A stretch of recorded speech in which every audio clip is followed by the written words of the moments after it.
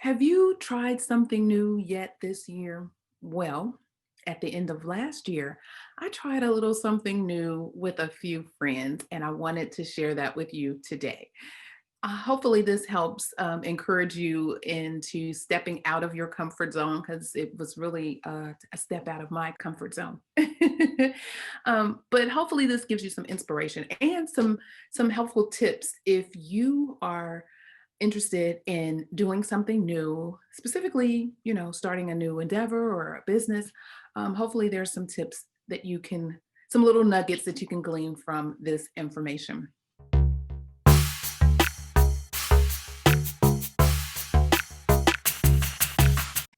I'm Clarice Warner, the Girl with the Pearls, the founder and education director of the Professional Reimbursement Network, LLC, where coding education is key.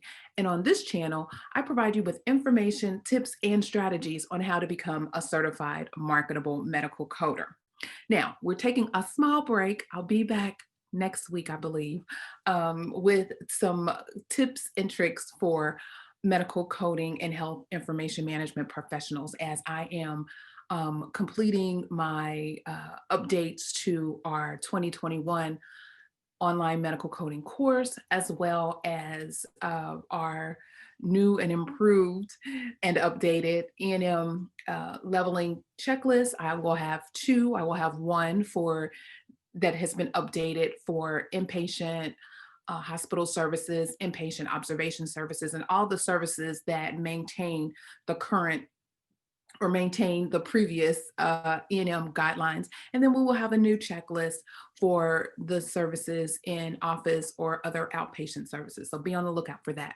The link to the updated E&M leveling service checklist is in the description box below. So check that out. But this video just provides you with a little sneak peek into something that I did that was outside of my comfort zone that I wanted to share with you all and hopefully encourage you to do the same. So we are live, but we're going to give people a moment to join us, and then we will get started.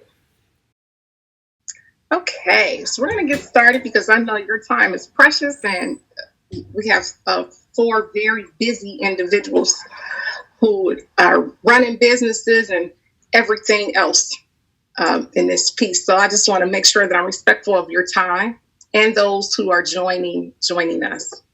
So we are on with Lead On. I am Dr. Ivey, and I am the founder of Lead On Training and Consultation, where we focus on leadership development, diversity, inclusion, and bias. So really focusing on how we are appreciating and moving beyond tolerance when it comes to difference, and also just developing ourselves as leaders. So I am so excited to have on these 4 individuals who have been in my life actually for a very long time. And I was very intentional, as I am each time, on who I chose and asked to be on, because I wanted to have a diverse panel, but also to make sure that I had people on who had experience and was going to be authentic and honest about their experience and had something to share, some wisdom to share. And so I thank these individuals. I also want to thank our sponsor for tonight's segment, and that is iCondi. If you can see, I am actually wearing my iCondi sweatshirt. See, you like it? I know it's nice. So iCondi is it's iconic style that's sweet on the eyes. I mean, hello, right? Iconic styles that's sweet on the eyes, and you can find and get your own attire. So much attire out there. I've ordered several things. Don't tell my partner, but I have several things from iCondi, and you can find them at their website at iCondi.com, icondy.com, on Facebook at iCondi.iCondi, and on IG shop iCondi. So don't miss out on the attire, the wonderful attire, including this wonderful sweatshirt that I am sporting. And of course, yes, I'm sporting it with pearls. Of course I am, like Clarice. because she is always wearing pearls. So let's get started. Thank you again to our sponsor, iCondi at iCondi.com. So I want to welcome our guests, and I'm going to ask that they first begin by telling you a little bit about themselves and their business. And we're going to go how I see you on the screen, so it's easier that way. And we're going to start with Rico. Hello, everyone. My name is Rico Rice, lifelong Cincinnatian, with a high school grad, Miami University grad, and also a graduate of the University of Cincinnati. I am the president and founder of Rice Education Consulting. We go by REdCon. We're an organizational development firm based in Cincinnati, Ohio, providing training, coaching, and strategic planning to organizations and communities that help them develop their two most important assets, their people and their culture. And we do this through three focus areas: diversity and inclusion, talent development, and customized learning solutions such as curriculum building and e-learning and online training. Thank you, Rico. And Clarice. Good evening, everyone. I am Clarice Warner. I am the girl with the pearls. I am the founder and education director of the Professional Reimbursement Network, LLC, where coding education is key. PRN is a healthcare compliance, education, and revenue cycle consulting firm that not only teaches the skill of medical coding, but also helps medical providers compliantly document the services they provide for reimbursement. And I think you also asked about how long we've been in business. So I've been in business since 2000. So, thank you, Clarice. And Nathan. Hey everybody, thanks for having me, Dr. Eb G. I appreciate it. I'm privileged to be here with you. My name is Nathan Ivey, lifelong Cincinnatian, radio personality, host of the Nathan Ivey Show, which is Cincinnati's first daily digital talk show that focuses on the Black community. And I'm founder of CinDigital Media, short for Cincinnati Digital Media. And our mission is simple: amplify Black voices. Thank you. Thank you, Nathan. Willie.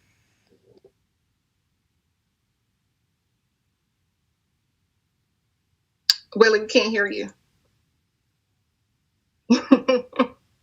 I call myself catching myself, right? So thank you, Dr. Ed. My name is Willie Hill. I'm the executive director of the Greater Cincinnati Micro Enterprise Initiative, GCMI, and we've been around for 22 years. And my focus is really about, helping individuals. We focus on low to moderate income individuals to help them start businesses. And we really dived into really trying to teach entrepreneurial skill sets in terms of problem solving, critical thinking.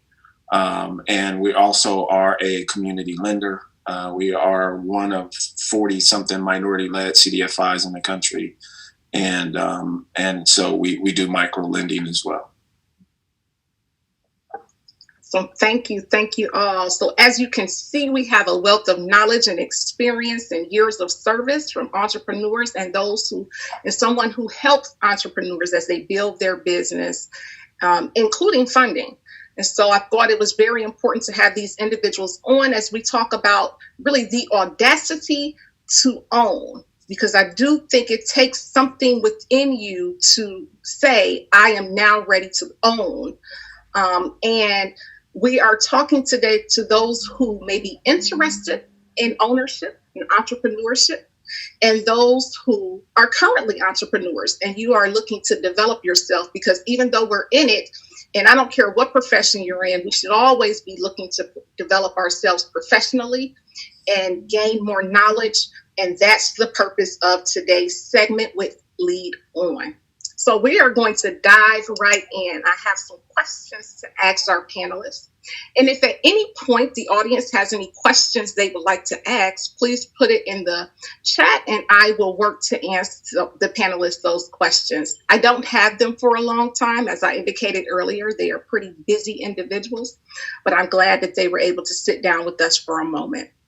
And so the first question I have for you is, what was your driving force to even become an entrepreneur, and Willie, to even be in and do what you're doing and doing it for such a long time? My path was a little bit different because I was in corporate. I'm born and raised Cincinnati too. So, but I use this story when I teach and when I instruct as well, that both my parents were workers and they spent 30 years on the job at the post office and General Motors. So I understood work ethic, and that's what I grew up on. And I had the opportunity to be able to come to GCMI and really run this business, and it opened my eyes up to the importance of entrepreneurship. And I think it's so important that we all develop these skill sets. And GCMI was, a great opportunity for me to operate a business and run a business. And once I got the entrepreneur bug, I'm trying to spread it as much as I can. And so that's what my passion is, and that's what I want to see GCMI do and provide to the community. So I'm excited about being a business owner, and because I know how important it is, and how I would say how it creates opportunities for yourself. So, Thank you, Nathan. Well, that's a really good question. And, for me, in terms of the seed was planted when I was about 17, maybe 18 years old. I watched my uncle start a business from scratch, from the inception. Literally, he and I just sitting around in my grandmother's house and him telling me the idea, to him actually having a fleet of vans. He started a van service, to him actually having a fleet of vans and, a building, commercial space, a whole 9 yards. And it just planted that seed that you could take an idea and grow it and start your own business. So that's where it really started for me. But in terms of my personal journey, it was really like a natural evolution. So for folks that don't know, in college, I started with a partner. We started out what became a very popular talk show in public radio at WAIF. Shout out to all my WAIF people. And from there, moved on to corporate radio. And then from there, moved into the digital space about 4 years ago. So for me, it was a natural progression, right? I feel as if I was born with a talent. And I told myself after leaving corporate radio that if anybody was ever going to monetize my talents, it was going to be me. And so CDM, CinDigital Media, just became a natural progression as I realized that there was a lot of talent out there, folks just like me. And I just put my head down and kept going. Thank you. Clarice.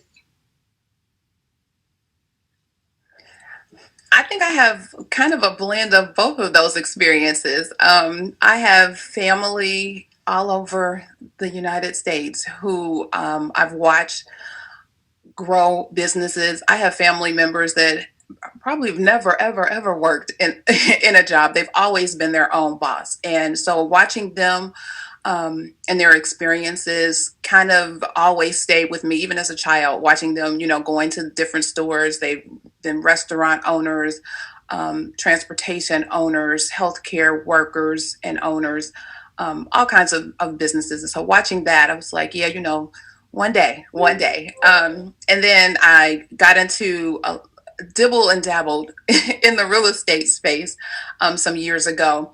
And with that, my goal was really, I was thinking about, I don't want to grow old and not have something that belonged to me that I can pass on to my children. And so me, as you all, I'm born and raised Cincinnati, been here all my life, proud UC graduate. And I wanted to take the skills and knowledge that I have and put together a business that I love, something that I love doing. I always pride myself in being a resource to people. Oftentimes people will call me, well, can you help me do this? Or can you direct me to somebody that does that? And that sort of started this whole progression into entrepreneurship. So, Thank you, Clarice and Rico.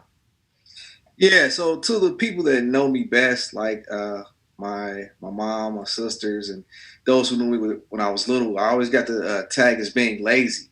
But it came to realize that I wasn't really lazy. I just like doing things when I like to do them, and I like to always be able to have my time. And so that's has always driven me from to become an entrepreneur. I always had the desire. I remember when I was 16, my buddy had got a job, and I went to the same place and applied for the job. And I told my dad, like, yeah, they only have weekends. I don't want to work on weekends.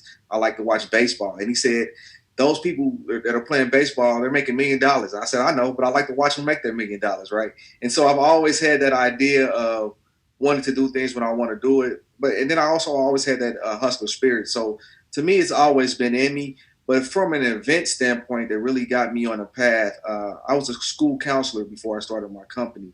And I worked at a charter school, and 2 years into that assignment, a little bit over 2 years into that assignment, the charter school and the management company had a disagreement, and there was some mismanagement of funds, and I was let go. And that really left a very bad taste in my mouth to ever really work with anybody else or work for someone else and have someone have my financial means and financial success be tied to someone else. So I said, hey, I can do it for myself. And that was some 11, 12 years ago. So I've been an entrepreneur ever since.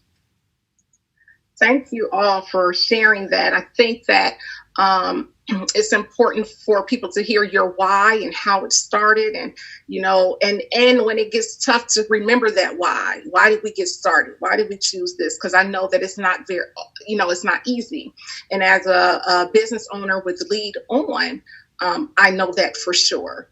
And one of the ways that I began Lead On is someone very close to me that I care about deeply said to me many years ago. And he said, what would you do for free? When I was trying to figure out, what do I want to be when I grow up? I don't want to. And I was real grown. I don't know what I want to be when I grow up. But he said, what would you do for free? And that has stuck with me. It has never left me. And anytime someone asks me, that's what I say. What would you do for free? Because whatever you would do for free, do that. Do that. And it won't feel like work. You'll enjoy it. And that's what I've seen in each of the individuals on here. So when we talk about our why, and what I like to say, it's important for us to operate out of our passion, right? Because it doesn't feel like work. You are really in it, right? And so I like to say that Lead On is my occupation. It truly is. It's the place that the passion, it doesn't feel like work. It just flows out of me very, very often. And so that's how Lead On came about, and even the name of it, that leadership development. So I wonder for you all, when I think about occupation and your why and operating out of your passion, how did the idea of your business come about?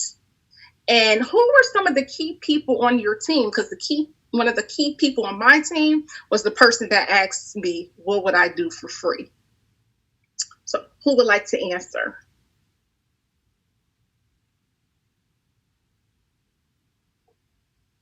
Rico?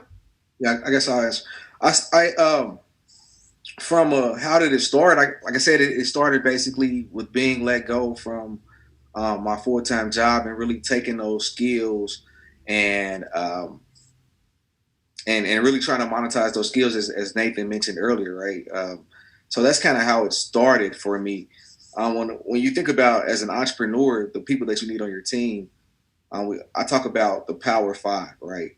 If you're really going to start being an entrepreneur, I think it's having a good lawyer, having a good accountant, having a good banker, having a good insurance agent, and then having a coach, advisor, or mentor, right? Because I learned a long time ago that anyone who calls themselves a professional has a coach, right?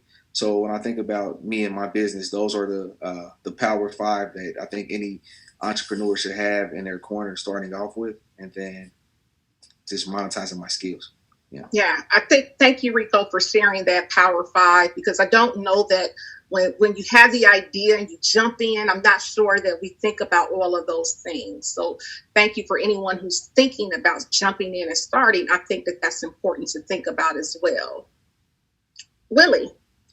I think, part of what Rico said, I think especially about a coach. So it's funny, I've been a high school basketball coach for going on 18, 19 years. People don't even realize it. But I've also been running GCMI for that period of time. And I think my passion is about coaching, right? It's about helping others. And I think that comes out in what I do and what my passion is in terms of life and my why, I think. And I think that's just important that you're able to do that. And I think in terms of team and, thinking about it, I think it's just important to be able to connect with individuals like yourself or people here, like decision makers, and talking to them and hearing how they think. And because I think it's always great to get perspective. And I think that's always important in terms of your learning and being curious about the things that you're passionate about. So I just think that's an important aspect of it. Thank you. Clarice? So I was working as a consultant for a federal health or hospital organization years ago. And I learned that there were a lot of people that didn't understand the work that they were doing. So there was a huge gap in the understanding of medical coding, specifically related to physicians and outpatient services. And I wanted to help close that gap. And so when PRM first started, we were actually a partnership. And so my partner and I decided that, on the side while we were consulting, we would, begin educating folks on how to understand what the whole medical coding world was about. And at the same time, provide a skill. One of the reasons why I even got into medical coding was as a building block. So it was I can always whenever anything comes up, if I need some quick money, I can always go and find some medical coding positions. And so it was always that stepping stone for me. And I thought this is a way to help. Even in our community, oftentimes people think healthcare, they think direct patient care. They never think about the business of healthcare. And so this was an opportunity for me to introduce folks to the business of healthcare. So being that resource and providing that information was the passion that drove PRN. Thank you, Clarice. Nathan? So your question originally was who's on your team, how do you get a team, and who's the most important person on the team. So I'll answer in reverse. So the most important person on my team is me. I'm the energy that makes CDM go 100%. If I don't do it, it don't get done. In terms of the team, she's not really in the forefront, but of course my partner, my wife, is a partner in everything I do. I tell people all the time on my show that they have no idea the ideas that I would put out there if not for her. So she's an amazing partner in that way.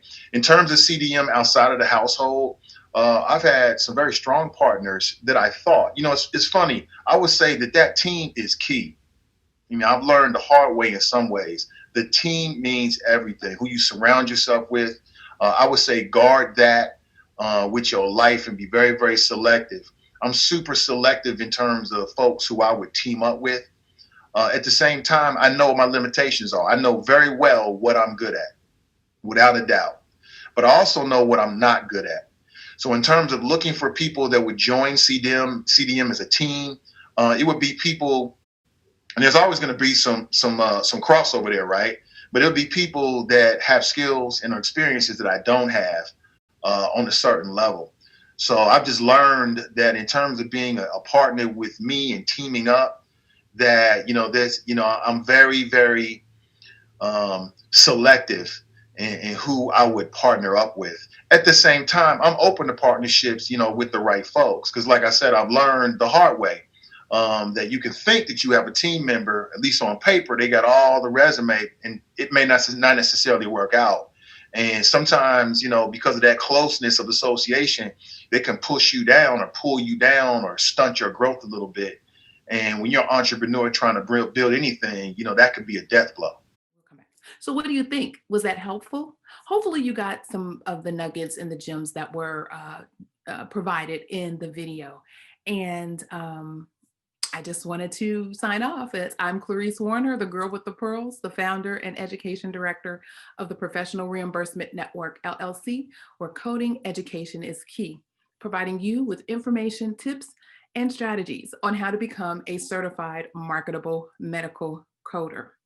Remember to hit that like button, hit that subscribe button, and provide a comment if there was information or tips that you either have questions about or wanted to make a comment. We appreciate that. And I do read all of your comments. So feel free to place a comment there. As always, be safe, be kind, and don't wish for it, work for it. Until next time, take care.